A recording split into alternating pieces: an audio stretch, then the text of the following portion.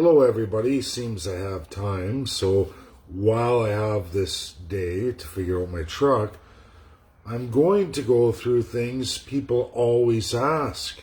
They always ask and they always go through. This video gives you everything you should read if you want to know how the world works, who's in charge of what, and how Canada is to operate in it.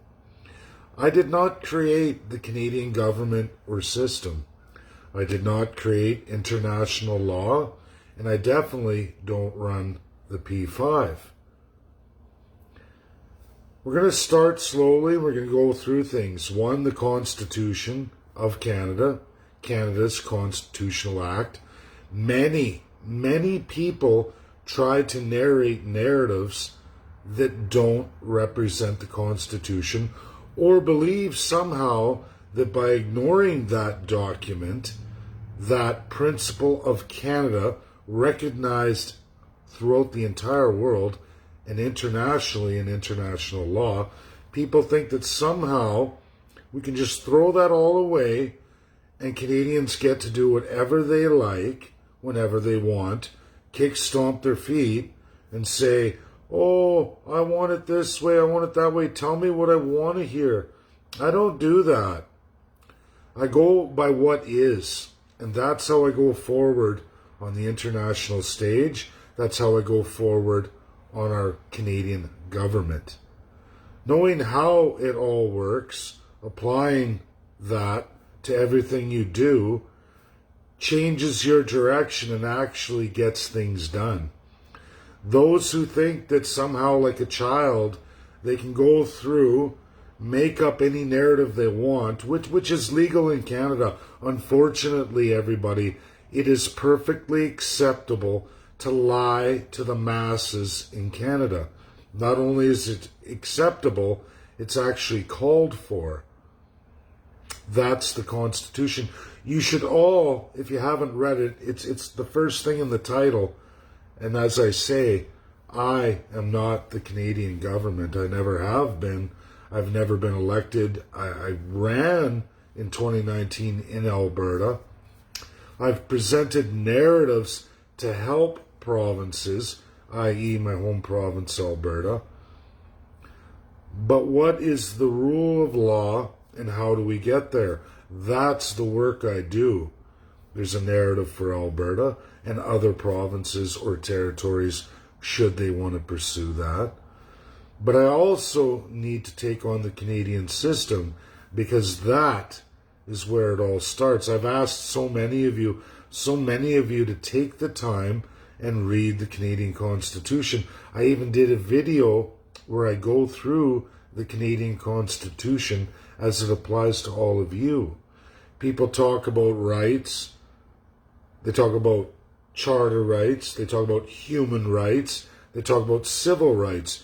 These are all the rights people have in the world, which brings me to the Charter of the UN 1945. Embedded in this video, you can all open that, download it, go through it, read it, start to finish, learn what is and what isn't, because I didn't create the world. I didn't create the system.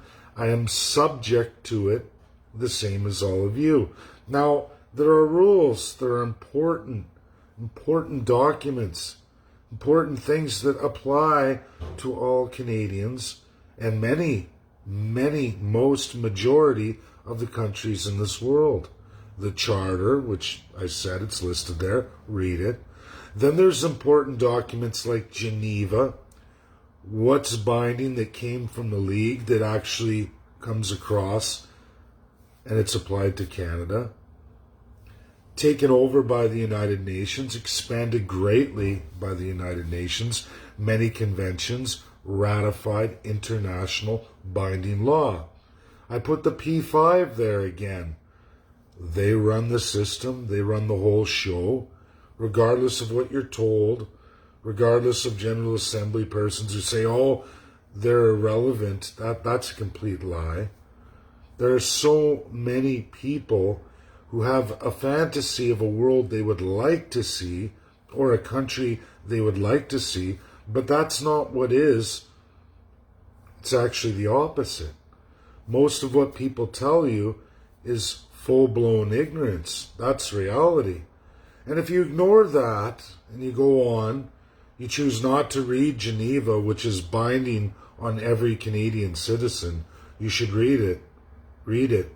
Before you run off on YouTube or other people's narratives, or a doctor told me, or a guy from another country told me, or a group of nurses from another country, or a bunch of educators from another country. They have a website. They have no authority in this world whatsoever, but you don't even read who they are, where they come from, what country they're from, what rules are bound to them by their country's constitution.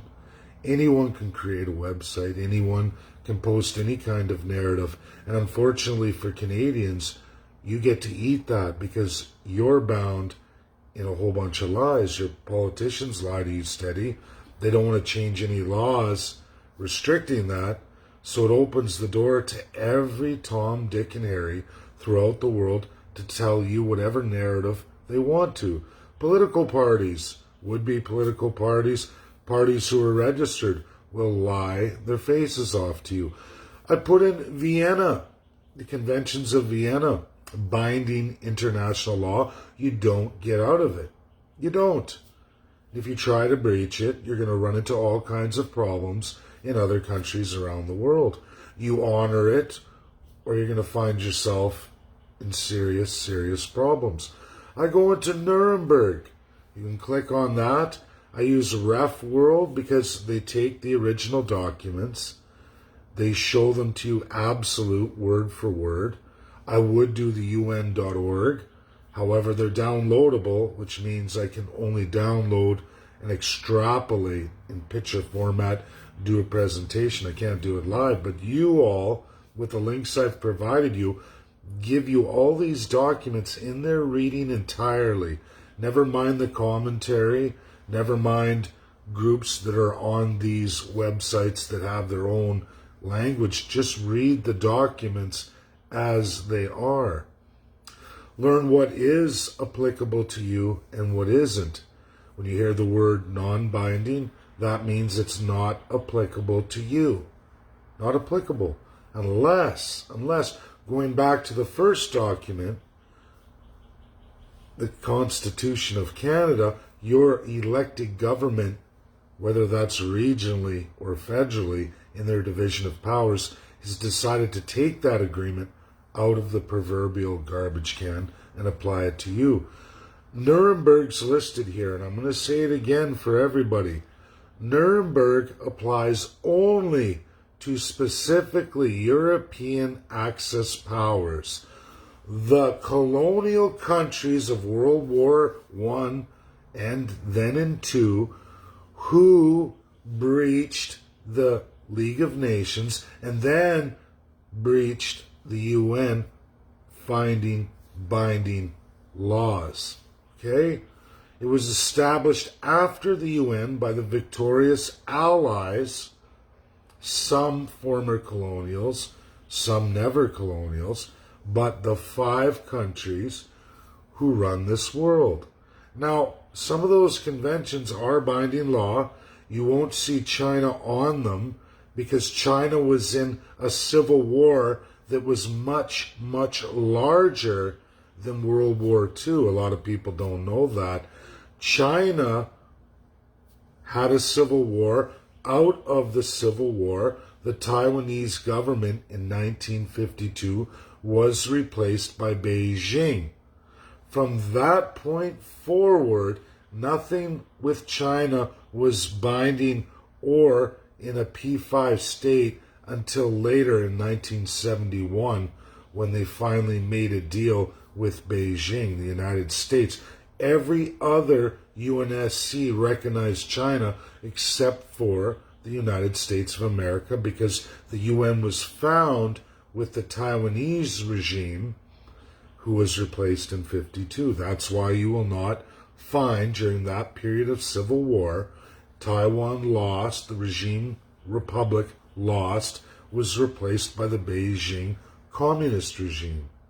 In 71, they got full status. USA took the knee, said, sign the Declaration of Human Rights in 1948, and we will continue, and you will get your UNSC power.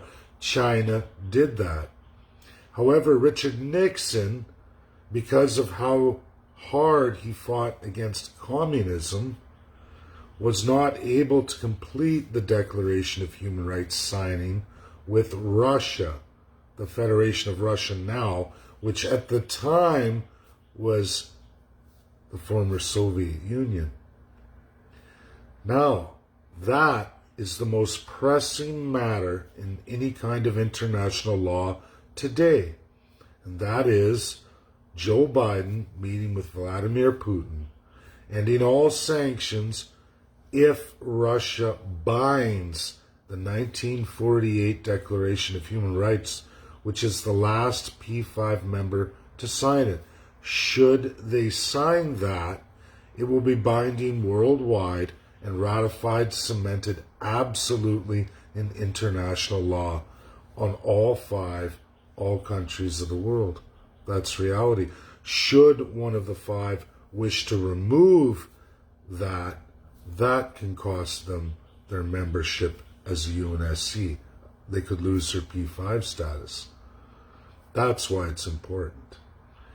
Canadians go on tangents. They go on all kinds of narratives. People get groups. Canadians are the easiest manipulated in probably the world because of our political system, our constitutional monarchy. It's old. It's from a world that everyone who is on the UN Charter in 1945, already that many years ago, has mostly moved away from. There are very few nations, very few, that are still embedded in that system. Canada absolutely being the worst. We can look at Australia, we can look at New Zealand, but they have made amendments, changes that Canada has not or will ever make. Is it all of it for Australia and New Zealand? No. Has India totally gotten independence? No. And this brings me back to independence for a lot of people too. Those out west talking about independence. You can't achieve independence if you don't have sovereignty. And currently you don't. You don't even have regional constitutions. You're a soulless region. You can look again. You can kick, stomp your feet, but that is of every premier that's ever existed, holds tremendous constitutional power over absolutely all your civil rights, all of them. There is no rule book, no constitution demanded, if you read your federal constitution, stating provinces to adopt constitutions, but yet that's never happened. No one's ever highlighted that. The crown power absolute for all premiers. All they have to have is the lieutenant governor's winning signature, and they don't have to do any democracy whatsoever. They are pure autocrats, 100%. Federal Prime Minister can be, anytime he or she ever wishes, full 100% autocrat. They can usurp absolutely the entire Constitution through the colonial embedded power. This is called Governor General. Absolutely tied to Crown. Crown is absolutely Prime Minister. You will find the UK has left this system a long time ago, left Canada a very long time ago, finished and concluded, again, I'm going to say it, in 1952. There has never been a UK appointed Governor General or Lieutenant Governor since 1952. The Queen has nothing to do with it. I've seen posts and radicalism all over Canada in absolute fallacy and ignorance. Absolutely. People telling all of you realities that are not legal, not even close to truthful. In fact, quite the opposite. This is entirely Canada. Many groups, many what I call nut jobs. And I have to get rid of them, because if you can't read, you can't come forward with this. people are all up in arms about my decisions going forward, which has nothing to do with anybody. I actually champion rights and freedoms in real reality. Canada does not even close. Canadians, you have no real regional constitutions whatsoever. How could you ever govern yourselves when you're an absolute autocratic situation here? This isn't the United States. They have all 2/3 of their powers enshrined in very, very old constitutions, extremely old, hundreds of years old, some even older than that, older than the United States itself. And that is a long, long time ago. A very old institution. Russia is the same thing, regardless of its toes in communism, which is not a very old system of governance, not a governance I would like. I don't like the Chinese system. I didn't like what the Soviet Union had become.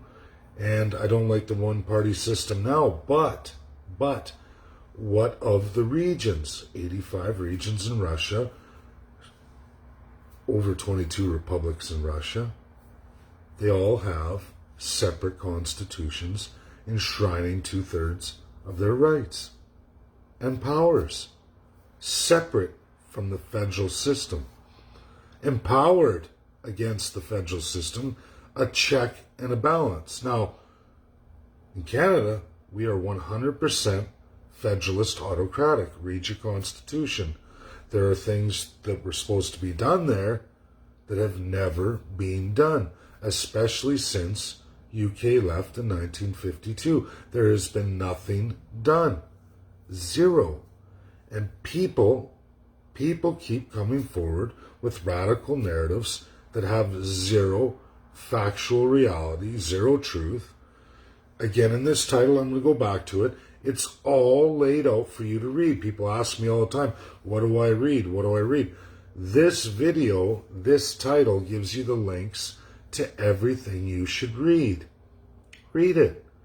I did not make this world. I do not control the Canadian government, and I most certainly don't control any province or region.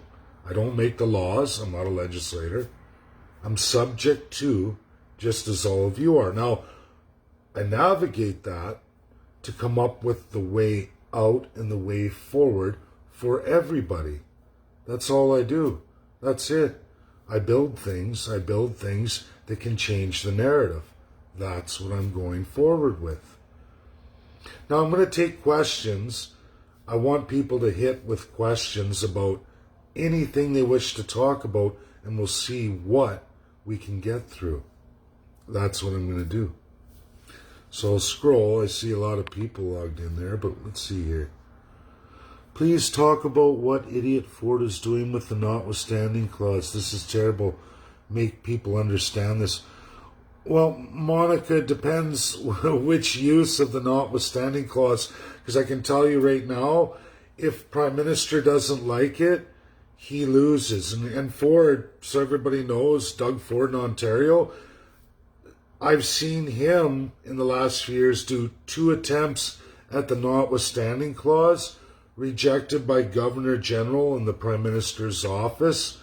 When it comes to Premier and Prime Minister unilaterally making decisions, if they don't come together, meaning combine their crown power, the overriding power belongs to none other than Prime Minister, because lieutenant governors of every province and territory sit with the Premier. And they are appointed by Governor General, run by Governor General, who again is appointed by Prime Minister. So Prime Minister can take away your democracy of any province or any power of a Premier right through Governor General to Lieutenant Governor. Lieutenant Governor can say yea or nay to anything a Premier does. And Doug Ford has lost on 2 notwithstanding challenges back to back. And now everybody understand this. Lieutenant Governor, this is what I talk about King's Court. Lieutenant Governor can override your superior courts, the highest court of the province, overriding a premier. Governor General can override Supreme Court of Canada, federally highest court in the land.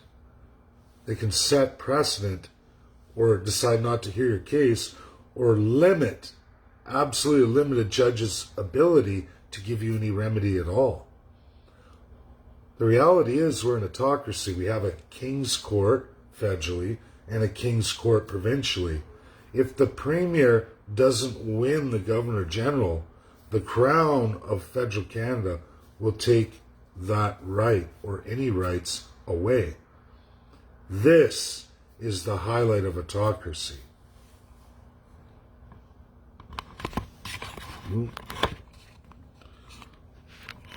What's this? I'm reading this one. Adam Bryan says, I don't know why this is slipping. Let's see, I want to actually go through in order here. So that's Ford. Make sure I didn't miss any. So we got Ford. And then we got Tina. Research. Absolutely find out for yourself. Depend on your own understanding instead of believing someone else's narrative. And don't create your own. Find out what is real. Well said, Tina. And that's true, everybody. It's all about reading what is, not what isn't. Don't let other people interpret for you. And I get it, not everybody is a reader, but the documents provided here go into absolute detail of not only what the world is, what Canada is bound to. The Constitution of Canada tells you all everything you need to know. It's not a very long document. It's not even that difficult. That's the reality. And the sooner people do that, the sooner they're going to be able to see the narratives placed in front of them and be able to adapt to it and then start calling the government out on it. But people don't want to do that. They believe that a supreme leader, a supreme political party is going to save them. But the reality is they're just lying to you. They just want that crown for themselves. They take it for themselves. And they often, 75% of the time, breach international law, which causes us destruction and destitution. And then these big powers come along and say, we got you doing this bad, but don't worry, if you do this for us against your people, against your country, we're just going to let all that slide. And why wouldn't they? Why wouldn't they? If Canada is that easy, that naive, and that incredibly corrupt, why not? That's reality. Okay, Adam Bryan says, Brian probably. Adam Bryan. In 2023 election, how do you plan on beating the electoral seats? Well, that's touring Canada in education, Adam. And that's what I have to do. That's why I'm going for the vaccine. I want to be able to tour just as fast as I can. It's my body, my choice. I don't care what people believe or what they're worried about. I'm not scared of COVID. This is my personal choice. I will do what I want to do for myself. I don't ask anyone's permission, and I definitely don't champion other narratives. I'm not scared of COVID-19, and I'm definitely not scared of any vaccines. I'm not having children. I'm a male. I'm over the age of 40. I'm not having kids anytime. I'm not worried about my bodily destructions or other narratives people create that aren't even really based in any kind of fact. The evidence doesn't show any of that, but that's just my opinion. I believe we can win the seats by educating. And the quicker I get to that, the quicker I get the party registered, the better. Take a vaccine. Gonna have to. I'm not doing COVID isolations, lockdowns. I'm not flying into provinces, worried about where I'm staying with strangers, or traveling on trucks with people I don't know. Will you get a ride back? Will you won't? I don't like instability or not guarantees. It's just not viable. Why slither around like a scared puppy, hiding from my government? I challenge the government. I'm not scared of nothing. and I'm going to take the vaccines, and I'm going to get traveling just as fast as humanly possible. And unfortunately, I don't agree with the government. I'm not the government. Again, like the title says, I'm not the government. I don't make the rules. I don't make the laws. I definitely don't agree with vaccine passports, but here it is in front of us. Take it or else we restrict the hell out of you. I don't have the luxury of having my life restricted any longer. We have work to do. I had a plan to have this party registered by May. I have all the signatures. That's not the issue. The issue is I don't have all the provinces. And before everybody starts talking to me again about what they think they know or what's real, you can look at Maverick and other parties. They don't have a true and uniform registration across Canada. There's a code and a section listed there. I understand this stuff very well. That's not going to be me. I already have other tremendous issues, which I will be doing a release later tonight, going through to all of you exactly what is with where we're going and some modifications I have to make. Federal politics is different, and they sure target political would-be parties, especially if they know you're likely to get registration, which I've been attacked uniformly across every aisle. And of course, now there is a challenge with Elections Canada, and I'm going to have to address that. That's definitely a question I'm going to address all of you. But again, Adam, it's all about getting there as quick as possible, getting to all the Atlantic provinces and absolutely Quebec. Faster I can do that, the better. Least amount of restrictions and inhibitions, the better. Regardless of how I feel, it's not about me. Sandy D says, so Quebec Fed's changing construction. I think he meant constitution for us as possible in any way for a separate and become sovereign. No, Sandy D. See, this is the problem, everybody. When you look at Quebec and federal Canada unilaterally making a constitutional amendment for Quebec, that is to absolutely end sovereignty and any chance for independence. Quebecois don't know any better. They're going to believe Francois Legault. But the nation status is not independence. It's not a nation. It's not none of that. That is actually to slave everybody and place them inside the federalist system. It's the opposite. You can't do unilateral decisions. Like, let's say Premier Kenney said, which he does, oh, we're going to get an amendment too. He knows he was federal government. He is a federalist. You have to have the Prime Minister to unilaterally agree with that Premier. Remember what I said about Governor General and Lieutenant Governors? Just because a Premier wants something, if the Lieutenant Governor says no because they're sworn to Governor General, and Governor General tells them no because they're sworn to Prime Minister, that's the end of it. That's the end of it. And you can run, cry, and you can challenge to the Supreme Court of Canada, but if the Prime Minister doesn't want it to go through, he or she is the Crown of Canada, the ultimate authority. All premiers get a small Crown authority too, over 2/3 of your civil rights, but they don't get to decide the direction or constitutional changes unless the Prime Minister agrees to it. Do you think that any Prime Minister, Conservative, Liberal, Bloc, NDP, would ever upset the upper and lower Canada, which is the huge weight of Canada, to do anything for the benefit of Alberta or any other province western or any of the Atlantic provinces eastern or any of the territories?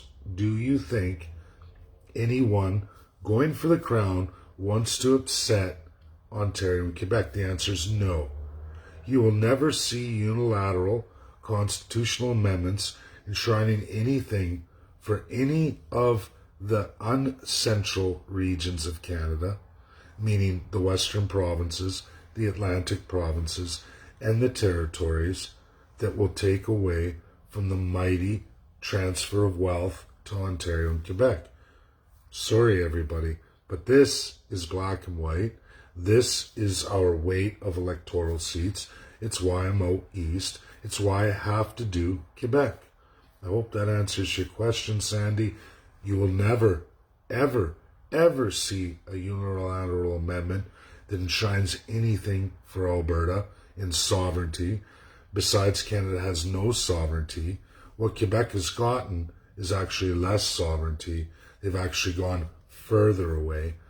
They're trying to get a nation status equivalent to what the First Nations are registered. And you can ask all of them, East, West, ceded, unceded, treaty, not treaty, or Treaty of Britain versus Treaty of the New Canada, Confederation treaties.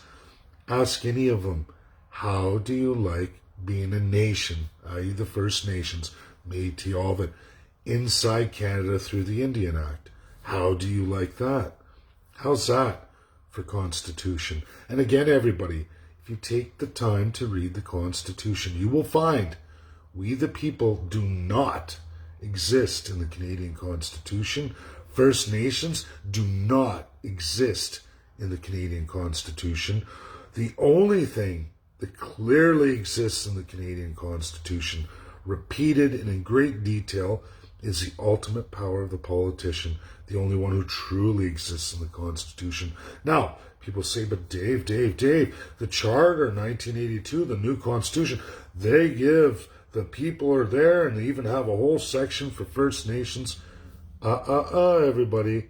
The Charter, like all charters, all the way back to 1100 AD. You will look at the history of constitutional monarchies and who makes any charter bound to any monarch, or i.e. embedded crown. The answer is none. Zero. There are zero. That's truth. That's reality. And that's just the way Canada is, as it's always been for every constitutional monarchy. Charters can be thrown to the side by will of the Crown anytime, and you all just saw it.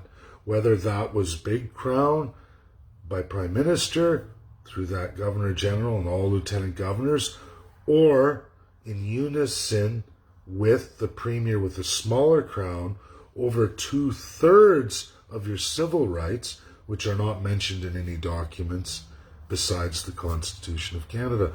I don't even think any province has put forward a bill. You have Alberta Bill of Rights. That only overlaps charter rights. Very, very few details on any of the multitude of your civil rights. But what does it matter anyway? All the power of your civil rights belongs exclusively to Premier, who can be swayed easily and crown authority through Lieutenant Governor, mandated by Governor General, as per your ultimate crown Prime Minister. This is Canada. This is the absolute Constitution that nobody can deny. Your House, your legislatures mean literally nothing. Nothing when the Crown wishes to impose. Okay, can you find anything about what they're doing to us in Newfoundland, please, Dave? I'd have to see, Gerald, you'd have to show me.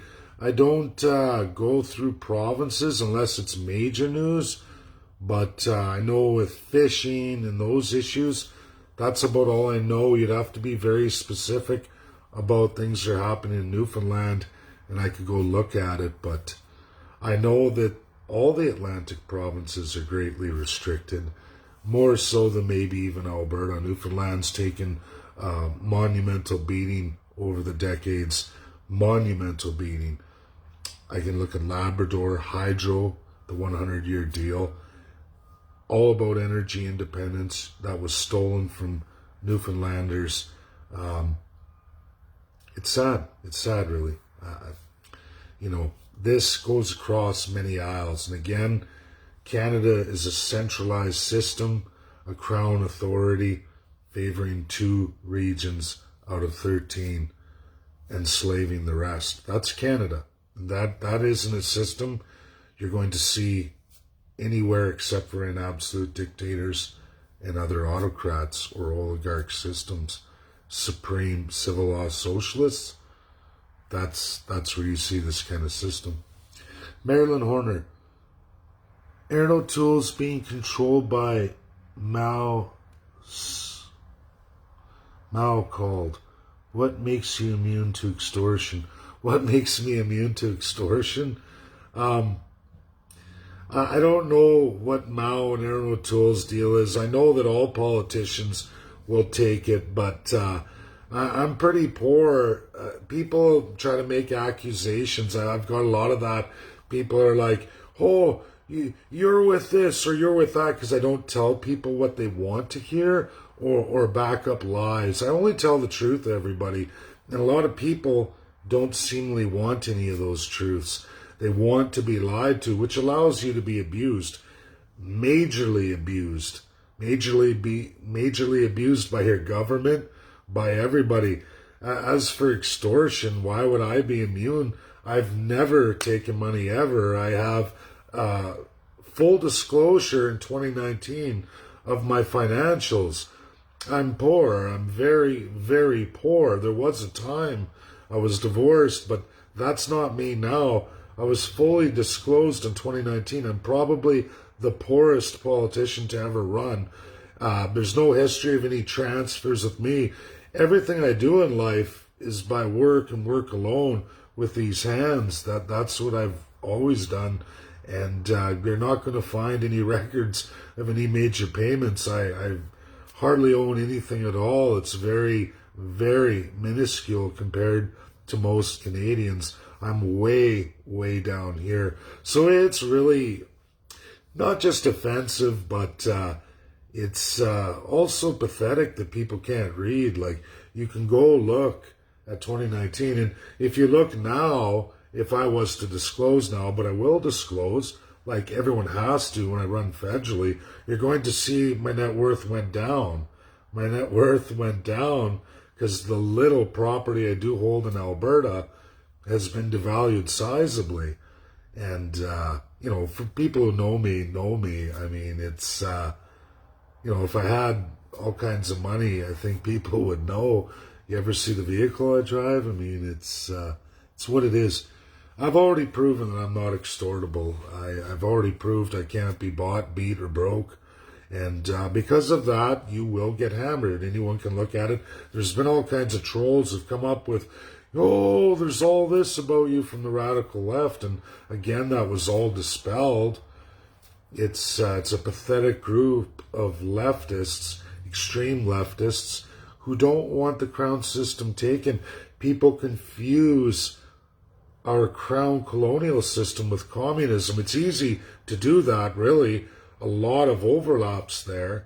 But the reality is we're in a much older, worse system outlawed today. And Canada operates that way.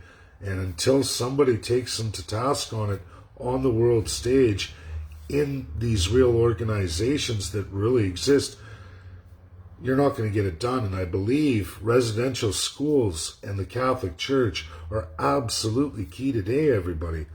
But thanks for the question anyway, Marilyn. But you guys can all look. I'm very poor. And anyone who's met me, I'm not driving some kind of great, wonderful, brand new car. I have no properties. I got no money coming in except for what these hands produce. And, I work every day of my life. So what's going to happen once they are found guilty? I think, Merck says good morning.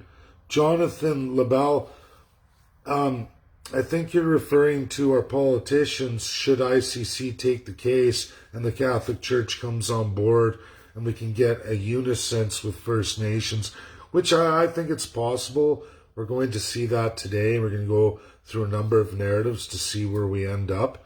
But the reality is, I'm going to continue going forward with this. And if we get this case to the ICC, which I think is more than possible, especially if we win with the Catholic Church, if we get their support, bishops signed on, it absolutely will go there. And if they take that over and the politicians attached to all residential schools are found guilty, we will be able to hold them financially accountable. If we don't do that, ICC would find them guilty. There's a number of countries you can look at. I've been studying this for 3 years straight on ICC alone. There's a rich history of all these nations, mostly in Africa, that went rogue, did things a lot like what Canada's done with the residential schools. This is an atrocity, a massive scale atrocity. I can't see the ICC sitting out on it. It's just a matter of our narrative.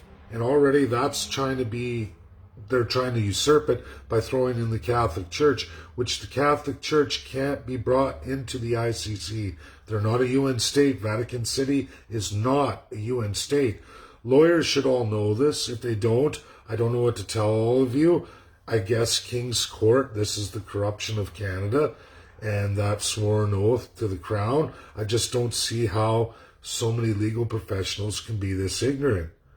Unless, of course, you're already trying to do a psyops, as they like to say, and destroy any credible prosecution of the government. Because the government is not safe from ICC should they take the case.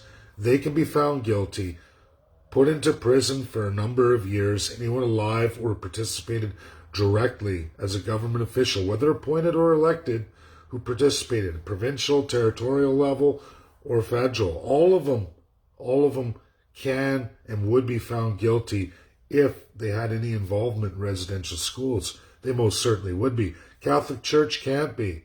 So we need them to be the witnesses, not to be prosecuted, because the ICC can't prosecute. We can't have a narrative, Catholic Church and politicians. That gets all the politicians off, because then the ICC says, we can't do what we normally do all over the world because you've put in a narrative of an organization that isn't our privy. It's not in our jurisdiction, and the P5 will shoot it down. That's the truth. They have to. We can't take the Queen or the UK, not privy. None of the P5 can be prosecuted. We have to target solely the Canadian government. To do that, we need the Church to testify against the Canadian government. And the Pope said to. He said that. That's clearly in his words. Stand with the sons and daughters of Canada. All sons and daughters move away from the colonialism, which is Canada, a colonial embedded constitution. We have to move away from it. The Church needs to testify against the government of Canada, whom they were employed by.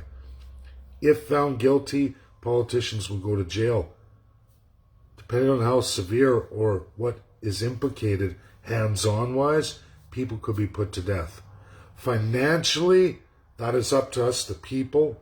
Once exposed, the government, and how they did it, this is a great way to show everybody the colonial autocratic power, the crown power, and to highlight to the world that this must end in Canada. Bringing the P5 back to the board of Canada, saying, wait a minute, UK was removed, we did all that, you were to govern, you didn't do any amendments. In fact, you took the colonial power, that's clear as day, provable. You've used it for ill purposes, which was ruled illegal in this world. It's the UN Charter. Now, Canada, either you amend now, or we're going to throw you out of the UN. And before everybody jumps up, like I said, all those radicals saying, oh, we went out of the UN, and all you thinking that somehow Canada will be a better place, Palestine is not a member of the UN, can't be brought into the UN. Look at it. Would you want to be a Palestine? Would you want to have zero sovereignty, zero rules of Geneva, zero rules of Vienna, and many other binding international laws? The UN Charter not to apply? Your absolute sovereignty subject to whoever can invade your country at will? and there's nothing anyone in the world can do about it. I don't want to be that country. I don't want to be a Palestine. No way. And there are other nations you can look at who are not in the UN, which P5 have said individually, that's our territory, or we will administer it, hands off rest of the world. That is their privy. That is their power in this world. I didn't write the world. If you leave the UN, you lose all and any hope of ever achieving any sovereignty whatsoever. And don't ever look at Taiwan as a great example. You go become a citizen of Taiwan, try to travel. Where's the papers? What's your likelihood of ever traveling? They're locked on that island, subject to everything through communist China Beijing regime. Everything. The United States can talk a strong game and call it out. No, the people of Taiwan must rebel. China's a powerful country that USA has no authority over because they are a P5. Russia and Crimea, has Russia been shot down? Has it started a World War III? No, it hasn't. No, it hasn't.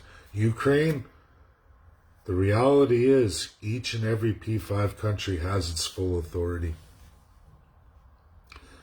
KG says, good morning, Dave. KG says, question, when you meet on the 28th, what is the process after that? Where does that take things? Well, thanks, KG, for the question. The purpose of the 28th is to present a letter that we're sending, that's been sent to the ICC, present the letter going forward to the church, which I released last night, all the bishops and cardinals, whatever that is. I'm in hopes, high hopes, that they come on board. We are going to put that through to the P5, who are judge, jury, and executioner. When they have all of that together with all of your names, that's going to put a tremendous pressure on the ICC, because the ICC is subject, the highest court in the world, binding court in the world on any UN state outside of the P5, because the P5 run the ICC. If they get all the information heads up first on Children's Day of Genocide, looking at Canada's clear children genocide, what do you suppose is going to happen with Karim Khan, ICC prosecutor? Do you think he's going to worry much about what Canada says or what world say? He may when he sees the Catholic Church attached, if they attach themselves to our letters. But more than that, if the P5 contact his office and start going, what's the deal with Canada's genocide? What are you doing with that? Do you understand the church is separate from the UN? Do you understand Canada's committed a genocide here? Have you read international law? Right? And Karim has, I'm sure. But when he gets that kind of pressure, I'm sure it will push things along much, much faster, especially when you get all P5 on board. And honestly, I can see UK going for this when not implicated, when we're looking exclusively, inclusively at Canada, the state, never mind UK. I believe so. Backed by RCMP police. Okay, Maryland says swayed, extorted, backed by RCMP police. Well, police are sworn to the crown, Maryland. So that's what it is. That's what it's not just the police, it's the military, it's the lawyers, it's all public service. Again, read the Constitution of Canada. Look at what oaths are sworn, how they're sworn, and if it doesn't specify Crown, it specifies the Constitution of Canada, which gives all the authority to the Crown. Either way, it never says you the people. Never. Never in a million years. Looks at Muskrat Falls, Nalcor. I'm not sure. Falls in Nalcor. Okay, I'll look at it, but I think you gotta do a little spell check there. You're doing great, Dave. Just keep moving up. You're the one. Thanks, KJ. Don't be offended the Crown buys people. Well, they're not going to buy me, Marilyn. I mean, I've been at this for years. I ran in the provincial election. Nobody bought me. Marilyn says, what is the purpose of the G7? The G7 is a specific set of P5 members who have countries following their lead. That's what it is, their economic lead. Which, sure, treaties, groupings are great if they're economically viable. This new direction, again with proliferation and non-proliferation, is not economically viable. Not for Italy, not for Japan, not for Canada, and certainly not for Germany. And we're seeing them change directions. Who's not changing direction right now? Canada. Things are great, groups are great, but it has to be for your sovereign benefit. But again, of all those countries, Canada has no sovereignty. We give it away. So what is our benefit? There isn't. We're exploited. We're to be exploited. And you can blame the G7 leading countries, but if your country allows it, whose fault is it? It's our politicians. It's our broken confederation, our ill constitution. We're in a constitutional crisis. We have been absolutely since 1952.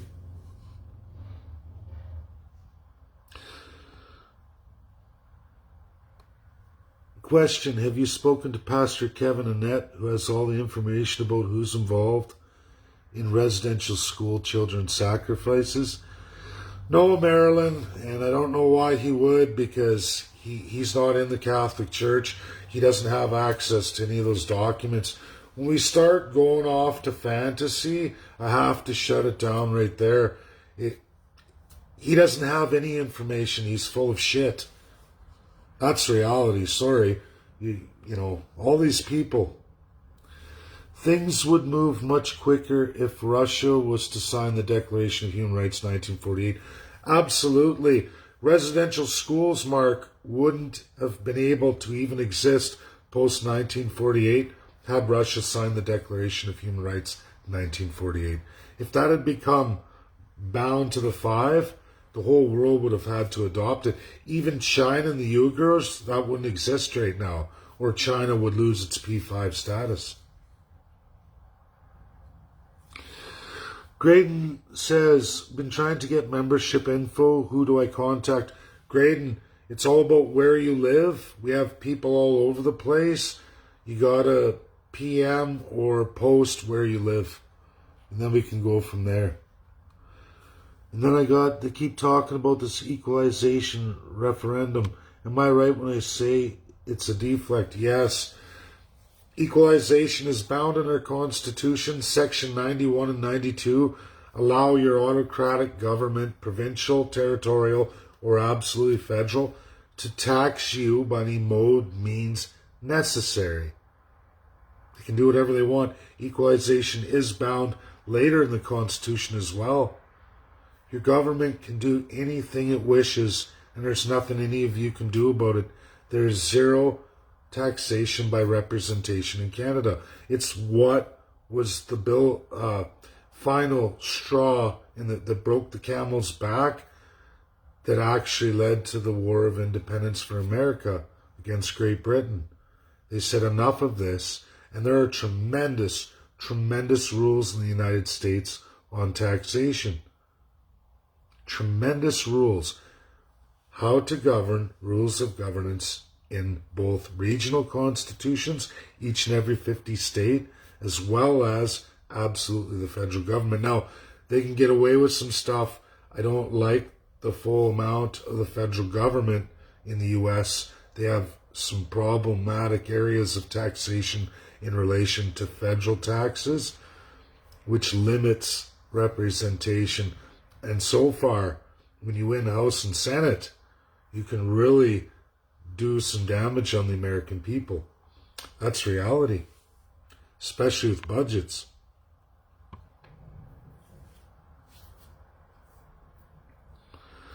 KJ said, I sent you my location via email. I'm an hour from Edmonton. Yeah, there's several people. There's Dennis Chenard. There's Jamie McConstitutionalist. There's also, depending on which direction you are, there's several other folks too. So, yeah, there's all kinds of people out in Alberta. And then Graydon says Nigeria region, St. Catharines. Well, I'm in Ontario here, Graydon. I'm doing Oshawa tomorrow as long as my truck is back together. I'm going to be doing that. But this, we'll see about Nigeria. That's going to be some time yet. South, yeah. Okay.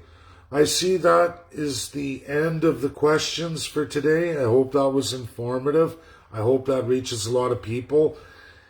It's what it is, everybody. People will choose to believe what they're going to believe. I can only give truth. That's all I do. And I'm not going to rest until the party's built. I'm not going to follow any radical narratives or entertain any lies, regardless of where that comes from. Radical right, radical left. I've always been this way. I'll always be 100% honest. Whether people like it or not, I don't care about populism. I don't care about weeding the garden, so to speak, or offending people. Because I can't. I can't be the typical Canadian politician who tells you all what you want to hear and then turn around and steal everything you have or are ever going to have. And that's what's happening in Canada. If that's what you want, there's all kinds of parties. They're all in on it.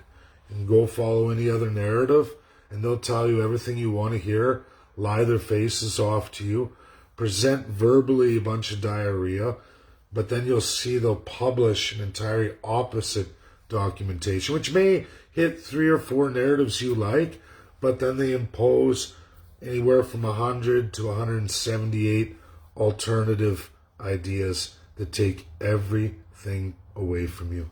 Thanks, that's my video today. Bye all.